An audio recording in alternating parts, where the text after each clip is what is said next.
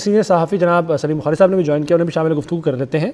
बुखारी साहब बहुत शुक्रिया आपके वक्त का। सर जैसे जवाब दे रहा है, जवाब कहा जाए तो गलत ना होगा, ईरान की जानिब से दिया जा रहा है। अभी 40 से ज़ायद मिसाइल फायर किए हैं। ऐसे रद्द-ए-अमल की शायद तवक्को खुद इसराइल को भी नहीं होगी और ईरान भरपूर मुकाबला कर रहा है, तो ये सिलसिला जो है आगे चलने का अभी इशारा दे रही हैं कार्रवाइयाँ।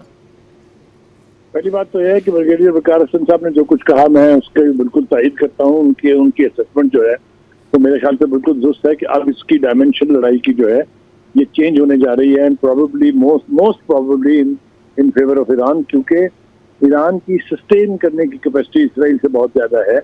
मैं समझता हूँ कि इस वक्त जो वहाँ की सूरत हाल है उसके रिफ्लेक्शन ये हैं कि जो प्रेसिडेंट ट्रंप हैं अमेरिका के, जो आज सुबह तक भी धमकियां दे रहे थे कि ऐसा सबक सीखेगा ईरान के पता नहीं क्या हो जाएगा, उन्होंने अब 3 हेड ऑफ स्टेट से रब्ता किया। पुतिन को फोन उन्होंने किया है, जॉर्डन को फोन, अपने एर्दोआन को फोन उन्होंने किया है, मोहम्मद बिन सलमान को फोन उन्होंने किया है कि ये लड़ाई अब बंद होनी चाहिए। ये इंडिकेटर है बहुत बड़ा इस वक्त के इजराइल और अमेरिका दोनों अब ईरान के रद्द अमल से कुछ हीट फील कर रहे हैं। मैं बिल्कुल बड़े वसूख से कह सकता हूँ कि ये जो अब उधर से ख्वाहिश है कि जंग बंद होनी चाहिए, इसका मतलब ये है कि उनको अब इसकी तकलीफ जो है वो महसूस हो रही है। बिल्कुल ब्रिगेडियर साहब ने ठीक कहा कि आज की रात बहुत अहम है और जिस तरह हमने देखा कि ईरानियन लीडरशिप की तरफ से जिस कॉन्फिडेंस का और जिस डिटर्मिनेशन का मुजाहरा किया जा रहा है वो बेसलेस नहीं हो सकता है।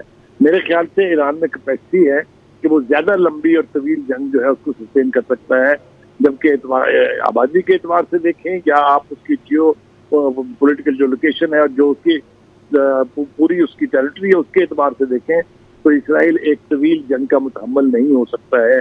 दूसरी बात के जो आयरन डोम का जो कॉन्सेप्ट था, जो मिथ बनी हुई थी, उसको भी मेरे ख्याल से ज़मीनदोज़ कर दिया है। इसलिए कि जिस तरह अब ईरानी मिसाइल की बारिश हो रही है और जिस तरह की चीखें वहां से बुलंद होती हमने वीडियोस में देखी हैं, मेरे ख्याल से इसराइल के लोगों को भी पहली दफा पता चला है कि जंग होती क्या है।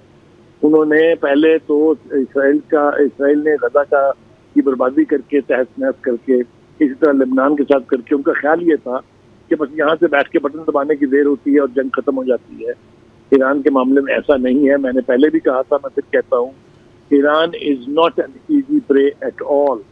और ये जंग अब क्या डायमेंशन इख्तियार करेगी, जैसा ब्रिगेडियर साहब कह रहे हैं, आज की रात हम देखते हैं, कल सुबह मेरे ख्याल से एक सिनारियो नया होगा। जी।